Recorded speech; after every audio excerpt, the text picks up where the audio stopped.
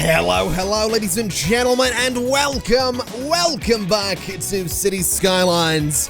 I certainly hope you're having a wonderful day, because I'm certainly excited to be back in the city of Nerdsey, which is coming along very, very nicely. There have been a couple of changes since the last episode, the first of which, of course, being that we can actually call this a Cities Skylines Campus series, because we have a campus, as you can see, right ahead of us. On a much larger scale, I've been working to just flesh out the city a little bit more, so if you just look around here, you'll notice that there are just more buildings, there's more going on, and there are some changes that I do want to make today that will help to flesh out the city just a bit more, but that's not the only thing I want to do. I'm thinking today, well, first off, I want to do some kind of park thing, and I'll show you where that's going to be in a second. I also want to see about expanding the zoo a little bit further, and I'll show you where that's going to be in just a second.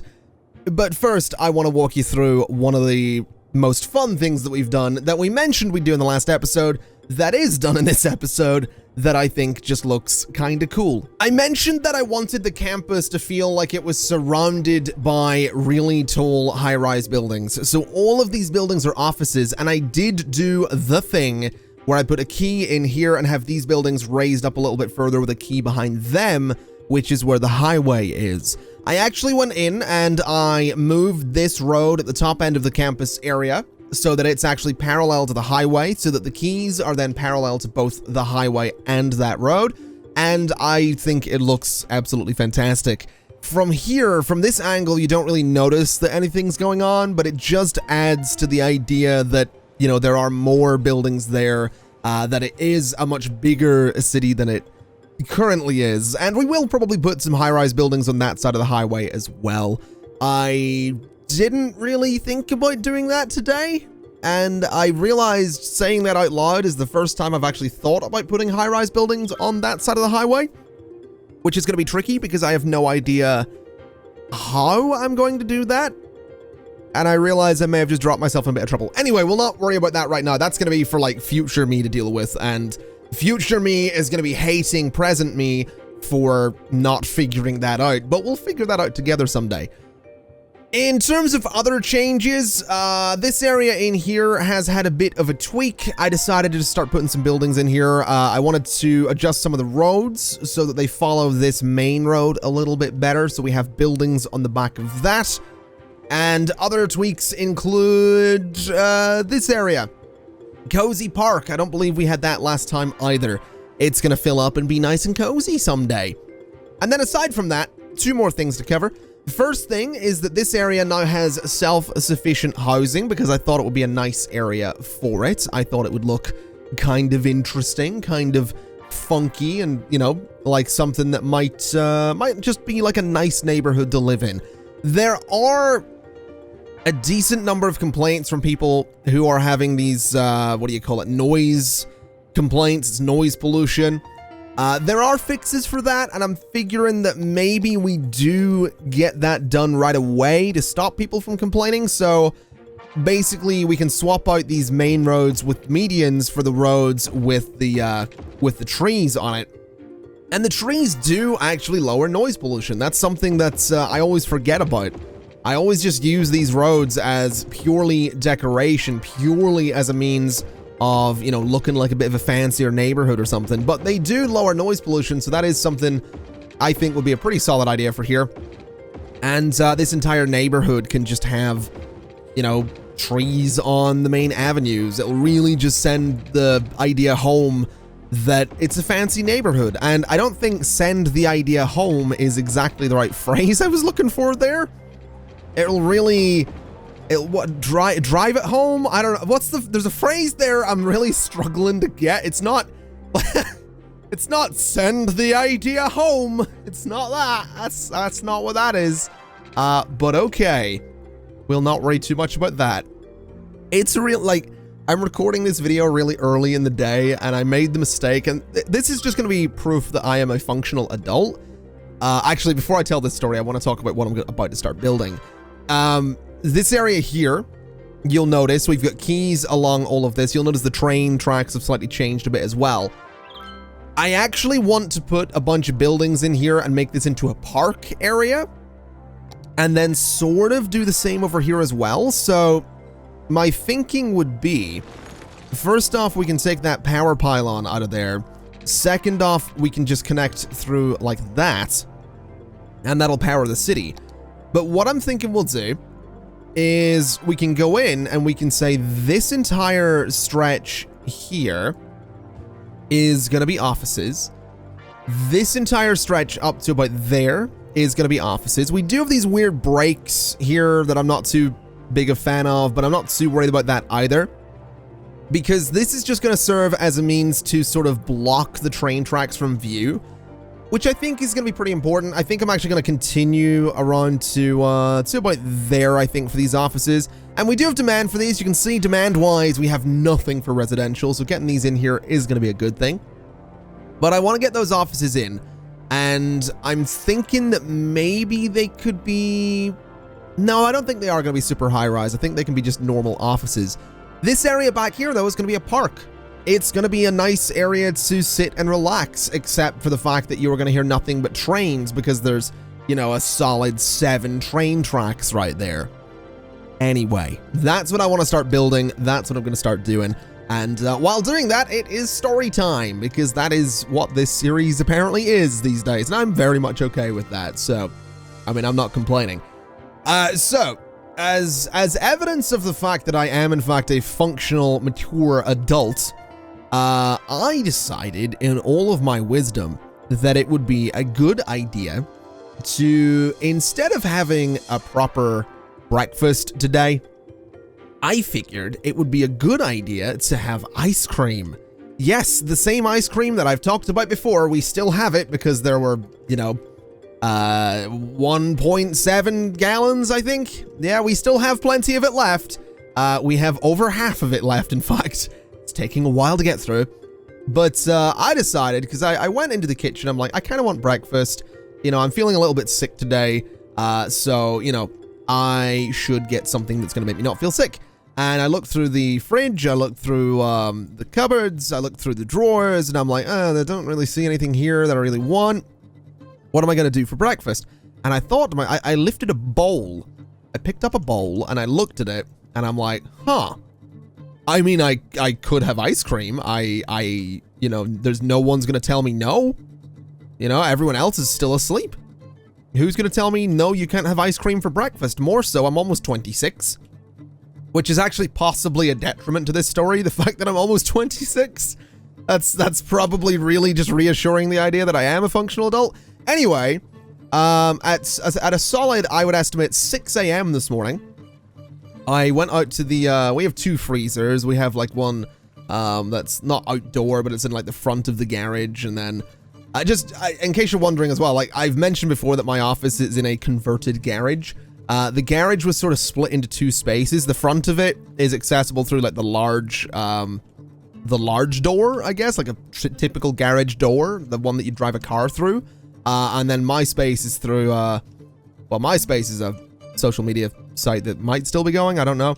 My area, my office is accessible through a door on the side of the building because, well, okay, that doesn't really matter. The point is we have 2 freezers, and the one outside is where all the ice cream stays, because the ice cream, again, came in 2 4-liter tubs that you can't really fit into your typical fridge freezer. So I trot out there with my bowl and my ice cream scoop at 6 a.m. and I take 3 heaped scoops of honeycomb ice cream and 3 heaped scoops of bubblegum ice cream, which is actually a really good combo. I'm gonna say it right now.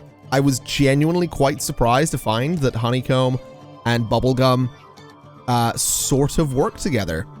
And I don't know if I should be proud of that discovery, to be honest. Again, you know, at 26 years old, is that something to be proud of? That's kind of the question I'm facing right now.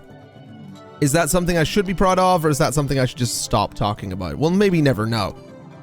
But I discovered that they're a decent combo, and I didn't combine them intentionally, I want to clarify. I like, the ice cream sort of melted a little bit, because there was a lot of it. So that's kind of how that discovery was made. And again, I stand by it. I thought it was a pretty good combo. But the problem is that I've been recently working on some vocal stuff, and I think I've talked about this before. This is why this story is important. I've recently been working on some vocal stuff, and by that I mean I've been practicing vocals for like singing vocals, right? I ain't much of a singer. I don't particularly think I'm too good at it, but I like to think that I'm slowly getting there. And there's a Linkin Park song called Given Up, which has a note in it that's held for 17 seconds. And it's not just a note, it is like it's a screamed note. So it's like pretty full on is what it is. And again, in all my wisdom, I decided that, you know, and this is something I do most mornings before recording. I will do like an hour of vocal just practice singing wise. I decided this song was a great choice for vocal practice this morning. Spoiler, it wasn't. Also, additional detail, this was after consuming way too much bubblegum and honeycomb ice cream for breakfast. So I got through the 17-second note, credit to myself. I couldn't do that a week ago, so I'm actually really pleased that I can do that now. But I am not, like, usually you get a little bit lightheaded after this kind of note. Some people can go a lot longer with that kind of note, but I can't. I get a little bit lightheaded after the fact because I haven't fully trained myself to hold a note for 17 seconds. Not only did I feel lightheaded, I felt positively sick because I didn't have a proper breakfast. I had ice cream, is what I had. So it wasn't a good time, is what I'm getting at. It wasn't a good idea. I also realized this park needs a main gate, so these bridges here that I've done are going to need to change, annoyingly, because I really like this design, but that's fine. Yeah, it was not a good idea. All right, that's kind of the point of my story right now. I didn't really make... It wasn't a smart decision. That's very steep there, but I'm going to go with it. It wasn't a smart decision to have have ice cream for breakfast. Oh no, that's not even going to work there. To have ice cream for breakfast and then go and try and sing Linkin Park. Like, it was a really bad combination of things. Again, I will say I can hold that note. And I'm so proud of that because I couldn't do it, like I said, like a week ago. I could not do it. But I've also discovered the importance, I suppose, of, you know, you always hear it, like, musicians are like, hey, you know, went on tour. And I think this is like maybe a recent thing. I think when bands are getting started, they maybe go crazy on tour with like food and like beer and all that stuff. And that's always like a trope, isn't it? Like a band will get like super drunk and stuff like that in their early days. But I guess I don't really follow any new bands these days, so I don't really hear about it. But a lot of the bands I do follow, like you look up interviews or they stream on Twitch or whatever. And anytime they're asked about food, it's always like, yeah, we eat like really healthily on tour. I wonder why they don't just stuff their faces with ice cream. That's what I would do as a functional adult. Like that's what I would do. Probably a reason my music career never took off.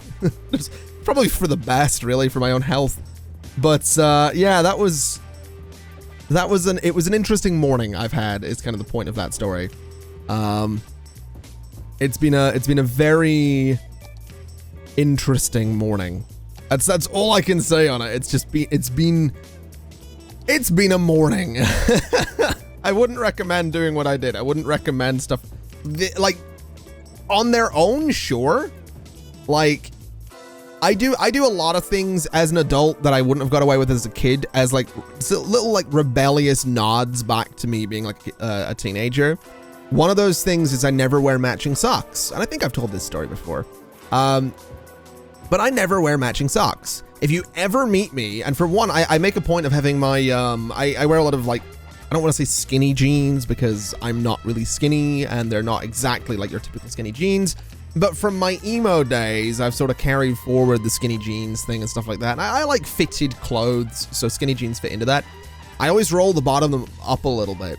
So you always get a small band of whatever color, I can't speak, sock I'm wearing. I'm really excited about telling this story. I love this story. It's so much fun. I always have like a little band of color from whatever socks I'm wearing. And that's just something I do because my jeans are usually black. My shoes, if they're black as well, then they're broken up by just something really bright and vibrant. And I think that's fun. So when I was in school, it was always like black socks, black shoes, black like dress pants, because we had a uniform. And our uniform was essentially a suit. So as soon as I left school, and even in school I would start doing this, I started wearing non-matching socks that were just bright, vibrant colors. And it's so much fun. I like genuinely really recommend it. It's such like a, it's such a harmless way. And I don't want to say it's like super rebellious because it's, in the grand scheme of things, it's really not. But it's such a harmless way to have your little like middle finger stuck up at society moment. And I know that's so lame. It's like, really? Your way of rebelling against society is non-matching socks? Slow down, you absolute mad lad. But yeah, I do a lot of little things like that. A lot of little like, I don't like this. I do a lot of little like harmless things like that are just like my way of like countering who I used to be or who I used to have to be in school or something like that. Like, as soon as I left school, I started dyeing my hair a lot more. I would start to, what else would I do? I don't know what I did. I guess I grew my hair a bit as well. Like I had long hair through school, and that was kind of an active rebellious moment in high school because we weren't really supposed to have long hair. And then funnily enough, as soon as I like left school, I cut my hair kind of short. So I don't know. I like things like that. I like those harmless ways of like rebelling against something because they are just that. They don't hurt anybody. Like you're not rebelling in a way that actually upsets or harms anyone. You're just doing something for you. And I really enjoy that. Anyway, that was a 20-minute rant and I got nearly nothing done here. I do want this to be a nice park. I do want some nice areas for it. So I'm wondering if it would be worth, and I realize I can actually do these piers as well. They do need to be technically inside a park area, but that's fine.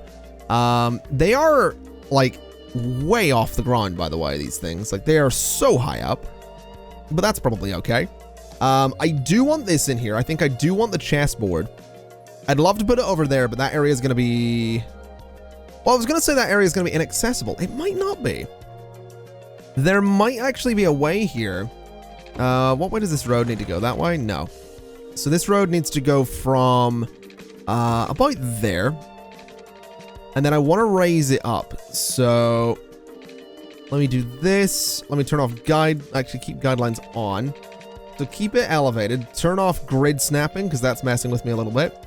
And we will go to about 3 meters there. We'll go across. And what distance was this? That was 5 units. Okay. So 5 units and down to the ground. And then we'll force it onto the ground and go to there. And then just elevate this back up to the same height as the other side. Which that works. Let me grab these 2 nodes, because what I want to do is just lower this so it's pretty much going to be like on the key right there. And I think that looks kind of interesting. So it gives us this nice little like elevated thing, right? I think this could maybe be lowered down to be more ground level. So about there. Then this side's actually going to be lowered as well, I think. It does mess with the, it does mess with the fence. Let's not do that. So that side's actually pretty much level, which I like. So that's kind of cool. That is a way to access this side as well, which I'm really enjoying. This rock, by the way, used to be up here. It was not in this spot originally. I moved it because I kind of want to keep like the rock in here. So I'm going to move it down a little bit further. I know that's not realistic, but you're going to have to bear with me on that. I'm going to move it down there, and I want to put like the chessboard, I think, there, possibly. So like kind of at an angle, have that little like corner section behind it. It does do some stuff with trees that I'm not a big fan of, so maybe move it forward a little bit. That looks all right though. I think I can make that work. And then what we can do is bring, let's get rid of this path and bring it over just again normally. And I need a path in front of this. So if I go and turn off guidelines, what I can do is something really simple like that. So it technically has access. I would like to move the path in just a little bit, just like that. And then this can maybe come around and connect up to the road or the path that is right up here. In fact, what I think I'll do is actually have this. Can I do this where it'll like connect to the guidelines? That's 3 and that is 3 and then straight to there. That looks okay. I don't mind that. I do want to lower it all down though, because it's really messing with my fence, which I don't really want it to do. But that looks all right. I can get some nice trees around that. I think this can be, I mean, this looks okay. It gives us a nice little thing over here. I think what we could do is maybe go in and say we have a gazebo back here or something. Will that actually let me do that? Or is it going to complain about lack of road connection? No, it actually does let me do that. So that looks nice. I like that a lot.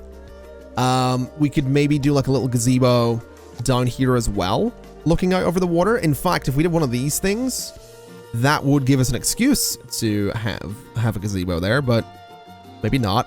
I wonder, I'd love to do this where it wouldn't have to have a road, but it definitely looks like it's going to need a road. But I think what I'll do is gazebo there, which, yeah, it kind of messes with the terrain. Never mind. What about here for like 2 gazebos? So right by the entrance. That seems all right. I think we'll do that. I think we'll do like 2 little gazebos by the entrance to this park. So there and there. Looks kind of interesting. These guys are going to need water. That's fine. And then obviously a lot of trees as well. And I want to unlock more things for this park because we have things like the climbing frame and the trampoline park. We obviously have all of these decorations as well that I do want to play with. I do want to get these in here. So, oh man, I'm going to need to figure, like this, I don't want an entire episode to be a let's build a tiny, terrible little park. So what I think I'm going to do is I'm going to either we'll do a cut and we'll do, like, I'll walk you through what I've done, or this next bit might be like a 2 or 3 minute time lapse of this build process.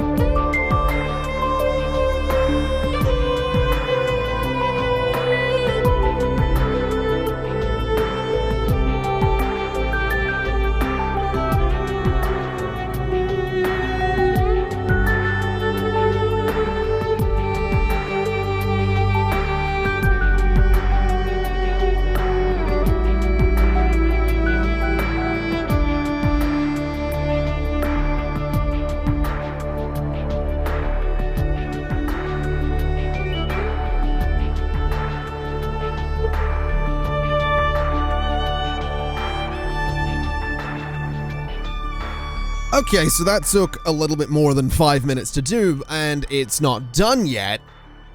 But I think this park actually looks kind of cool. We got a lot of little trails off the side, and I know this is something that I've done in the past, this kind of trail style park, and people always say, well, that doesn't really look like it makes sense.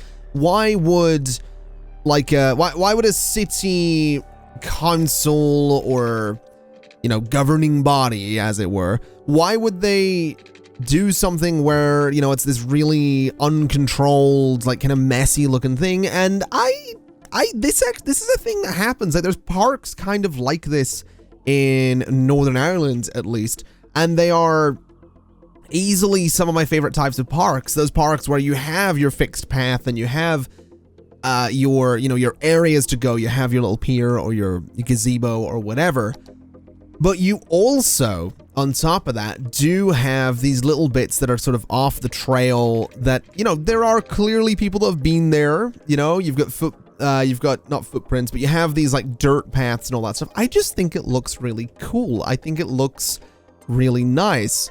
And I'm definitely keen to see some people use this park. I mean, already people are coming over, but I want to see people walking around. They'll obviously not walk on the dirt trails. I could get them to. I could put some dirt paths in there. But I just think this looks really nice. I think it's really cool, and I'm excited to finish all of this part over here and finish all of this down here. I think I'll do that between this episode and the next one, to be totally honest.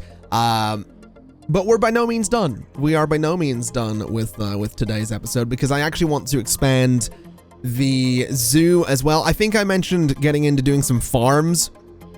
That might be the next episode as well, because what I'm actually thinking with the zoo is this city block here is actually going to be taken out completely, and the zoo is actually going to go right up to this avenue here. So it's going to be huge. It is this huge, huge thing, but I think it's going to look really cool. I think it's going to look really nice, and honestly, we kind of need the extra space. There's a lot of big enclosures for the zoo that we're otherwise not going to be able to fit in here. So getting rid of that, I think, is a pretty solid idea. I think we're also going to need to just go ahead and upgrade that road there so that traffic can still move along there pretty nicely. And then we can essentially go in and say, let's go ahead and expand the zoo. So if we have a little bit of a look, I mean, we're going to need to go in and paint a park area in there, and hopefully it doesn't overlap with any of the other ones. But what we'll do is we'll come down onto this road. I'll just pause while I do this so things don't get a bit weird. And I'm pretty sure I can do that right there. I totally can. And yeah, this can be tidied up really nicely. We'll take it up onto the highway there just to measure it out perfectly. Then bring it down onto this avenue, fill in all of that space. And really, this is possibly going to end up being the main area of the zoo. So there's a solid chance that the main gate to it is going to move. But this will give me the space I need to do this thing right. This will give me the space I need, and the space I want, to be honest, to get proper enclosures in here and just make it feel a little bit better. Like this in here, the giraffe enclosure, I love the space for it. I love having this like elevated path back here. I think it looks really cool, but it was kind of crammed in there. You know what I mean? There wasn't a lot of space in there to do it right. So I'd really like to honestly do it right. Alrighty, so the new entrances are in, and I want to get the giraffe enclosure in here again. So what I'm thinking we'll do is maybe just have it sort of be like the focus of this end of the park. Is the park the right? I guess it is technically a park. Have it be the focus of this end of the zoo. So essentially we can put it like right there. And that gets a bit weird because of the slope here. I'm not really a big fan of that, but I guess right there kind of works. Maybe rotate it so that that face is like against the road a little bit. So something like there. So it's more of a steep slope. I guess that's kind of interesting, although it doesn't really put it in line with this entrance too well. Although I guess that's fixable. I guess we could move it over there or something, or move it this way a little bit. Or just move the entrance if we're totally honest. That is an option. So if we were to go in and say buildings, grab U and sort of shuffle it along a little bit. We could do that and essentially have that entrance lead directly into the giraffe enclosure. That's not the worst thing in the world. So straighten that up a little bit, you know, move that along a little bit. That looks acceptable, I think. We could do some decoration in this corner to kind of make it a little bit more overgrown and stuff like that. I think that's okay. So what we'll do is we'll have this then come straight across here, have this go straight up there. I'm going to turn collisions back on as well, because having collisions off is why all this zoning is showing up along these roads, even though it shouldn't be. That's something I discovered recently. This path right here, I think, is going to sort of freeform down and around a little bit. I want it to just go around that rock and then bring this back, and we'll have them sort of just meet right about there. So you can come in, you go straight past the giraffe enclosure. You know, you can view it on the bridge and all that stuff. You can look at the giraffes, maybe feed them once in a while. Straight over, and this area, I think we could maybe throw, let's see. I wonder if I could do some plaza stuff in there, or like a cafe, or something like that. We could actually probably do that. We could go and say, flatten the terrain a little bit to the height of the giraffe enclosure. We'll have those, we'll keep that sort of cliff face looking thing there for the road, because I actually kind of dig that. I kind of like that. It's kind of neat. So if we just go and say that this is all going to be the same height as that, we do have a pretty steep incline to get into the zoo there, but it does mean this area can then be used for, say, I don't know, a cafe or a plaza or something like that. We could do a souvenir shop if we wanted to. In fact, I do think I like the idea of a souvenir shop, so let's go ahead and say that we'll have a little path that comes off right about there, and it goes back to about there. And that looks all right. So what we can do with that is throw a little cafe on the corner with a souvenir shop just behind it. And then maybe, I don't know why that's very dark looking. And then maybe we just do restrooms right next to it. So it's all kind of one little cluster of buildings there. And I don't think that looks too bad. We can put some trees around that, make it nice. Maybe a plaza across from it as well, just to, you know, really... Oh, wow, that's a bit rough looking. Can we lower you? We totally can. The terrain eventually figured it out. That's fine. All right. Smooth it out a little bit. And honestly, I think that looks okay. Some trees in here, some cool stuff. Just make it look all natural and stuff like that. I think that'll be okay. Unless, is there an enclosure we could put in there? Some kind of building? I mean, do we have a... Oh, wow, that's a bit big. Flamingo enclosure. Elephant enclosure. This seems like a pretty good spot for it over there. We have sea life, which we're never going to be able to do. We do have the monkey palace. I think the monkey palace looking out like over this way would be kind of cool. So something like here for the monkey palace-ish. Somewhere in that space. We'll figure that out shortly, because I do want to put the elephant enclosure in here. I think the elephant enclosure being, say, there would be kind of neat. Although it does ever so slightly, you know, elevate the terrain, which is not ideal. But we can fix that. If we go to all of these nodes around here and basically just raise them all up to the height of the elephant enclosure, yeah, it gives us some slopes. But again, I actually kind of like this. I like that we're going to have this like lower area down here. That's kind of funky to me. So if we just smooth this out, we'll end up with, yeah, you know, a pretty heavily elevated elephant enclosure.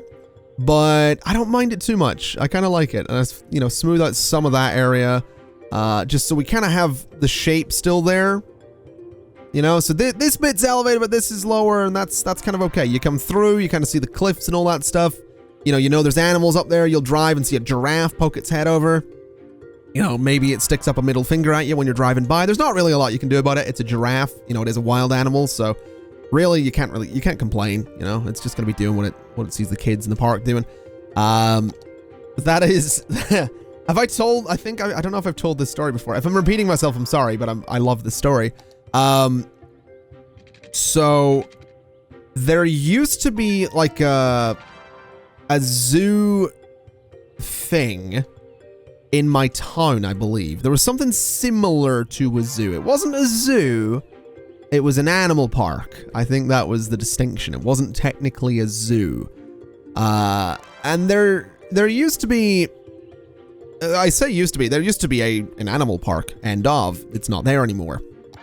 But there were monkeys in this animal park, and at one stage, the monkeys were kept in an enclosure that was like a cage, a proper cage type enclosure, so bars and stuff like that, rather than like glass or anything to see them through. They had to change the, well, they had to put up signs at first for this whole thing, but if I tell you about the signs, then it ruins the punchline. There were concerns from animal experts and handlers and stuff like that about the health of the monkeys, because people would give the monkeys things through the glass, and this at first was largely just like, give the monkey a banana, there you go, that's your fun at the animal park for the day, give the monkey a banana, and the kid, the kid gives it a banana, the monkey takes it, monkey maybe flings its feces a little bit, but that's fine, that's all part of the fun, It's not a day out in Northern Ireland if someone or something doesn't fling feces. So, that's acceptable. Anyway, this all escalated a little bit as people would start giving the monkeys more and more ridiculous things, which culminated in people giving the monkeys cigarettes. And I feel like I have told this story, possibly in this series before, possibly when building the zoo. This culminated in people giving the monkeys cigarettes, which the monkeys, it turns out, knew how to smoke, because they had been watching people smoking cigarettes around the park for years. So you hand the monkey a cigarette that's lit, and it would smoke it. And eventually, I think part of the problem became that the monkeys, people got word that you weren't supposed to give the monkeys cigarettes. So eventually people stopped really giving the monkeys cigarettes, which was good. People actually listened. They were interested in the health of the animals. They stopped giving them cigarettes. The monkeys had other ideas. They decided that they still liked cigarettes and they still wanted cigarettes. So they would start reaching through the bars and snatching cigarettes off of people who were walking by smoking them. And it was around this time, I think they decided to replace the bars on the cages with glass, because the monkeys were not very gentle. They were quite keen to get their hit, to get their fix. So, yeah, that was. I feel like that's possibly the most Northern Irish story I could possibly tell. In a way, I don't know if that's happened anywhere else in the world. If it has, I would love to hear. Like, tweet me, Discord, Reddit, whatever.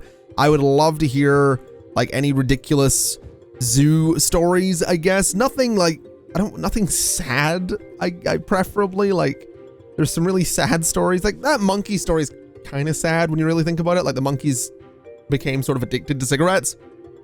But just, it's such, like, that's such a story, like, and I'm sure that's probably happened somewhere else in the world. But when I hear that story, I'm like, that's Northern Ireland. Like that couldn't have happened anywhere else.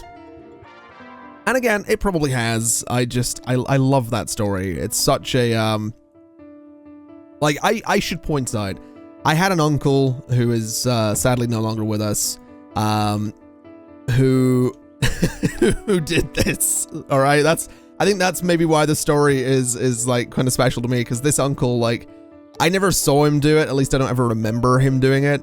But I always heard about like how he would like pass a cigarette through the bars of the monkeys. And thinking back on that, I'm like, yeah, I could have seen him doing that. This was a guy, by the way, and not to get like soppy in a Cities video, because he passed when I was quite young. But this is a guy that could do anything. One of the smartest guys like you would ever know. He did have his vices, he did have his problems, but he could build anything. Like he would show up unannounced at the house at like 6 PM, and he's like, all right, I've got, I was at the shop, I bought a barbecue, we're having a barbecue, I've got all the meat here. And then, instead of making dinner, we just have a barbecue. Like he'd just come down to see everyone and have a barbecue. And yeah, that was, I think that's why that monkey thing resonates with me, because I'm like, yeah, 100% could see him doing that. But I will say, back to cities, this I like. This seems like such an improvement over like the little crammed zoo we had over here. So this, I'm liking this a lot. I do want to get another enclosure in here. I'm thinking the monkey palace, I think is appropriate to add in.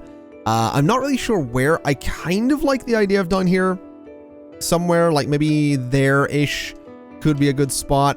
We have room up here for it, actually. Maybe there for the monkey palace, just sort of. Yeah, you know, I kind of dig that spot. Let's move it down just slightly. And let me put some trees in and around that a little bit, just to sort of enclose it slightly and make it a bit better. We probably don't want to put trees too close to it, because they will grab onto them and climb up. They won't in Cities Skylines, obviously, but I mean in real life, you know, an open monkey enclosure, generally speaking, you don't want trees that like hang over into the enclosure. So that's you know, health and safety basically. But let's run the simulation and get this thing up and running. It just reached level 5. We got rhinos and lions. That's exciting and dangerous for the middle of the city. Can you imagine like a lion escapes from the park and it's just like, well, it's literally in the middle of the city. What are we gonna do about this? That would be, hold on, are those people living right there? Yeah, there are people living right next to the zoo as well. That seems dangerous. Let me swap out some of these. There's some low density residential still in here. Low density commercial still in here. Let's maybe get rid of all of that as well, just to you know, finally swap out this space for high density stuff. And I think the block of houses opposite the zoo are going to be replaced by shops, to be totally honest. I think that makes sense.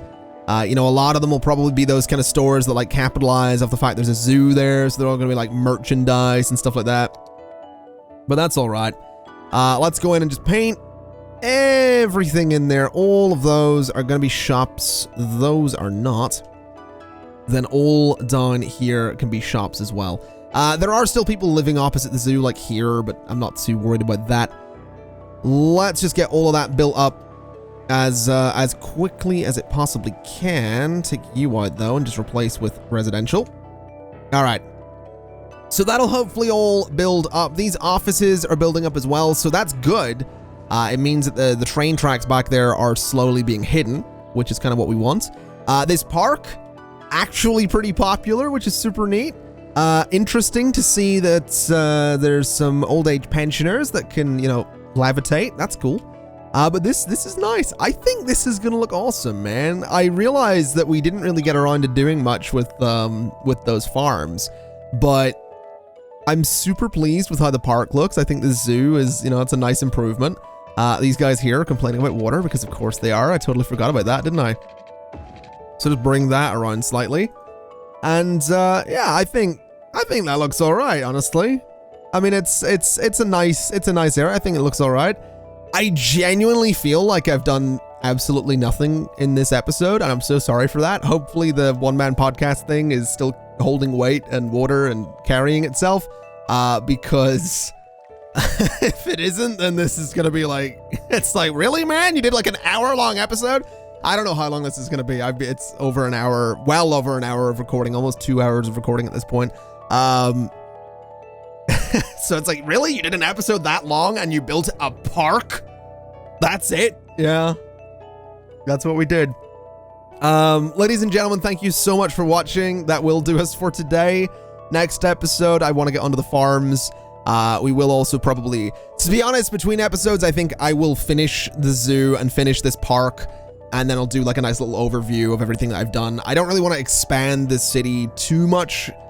Between episodes, I might just fill in like these spaces here, like kind of the empty spaces that we have. Although a lot of those are just residential spaces. So it's kind of just waiting for those to build. But what I would like to do between episodes, I think, is I would like to finish this park. I would like to kind of bring it around here a little bit. Just make this area kind of nicer. You know, make it feel just natural and like a nice place to be despite the train tracks. I would like to finish the zoo. I'd really like to do that. I think it just needs, we need to get that out of the way. You know, it's a project that is, I don't want to say it's overstaying its welcome. I want to see what it looks like when it's done, if I'm totally honest. That's what I'm excited for. So I'm curious to see what this zoo is going to look like when it's finished. Because right now I have no idea.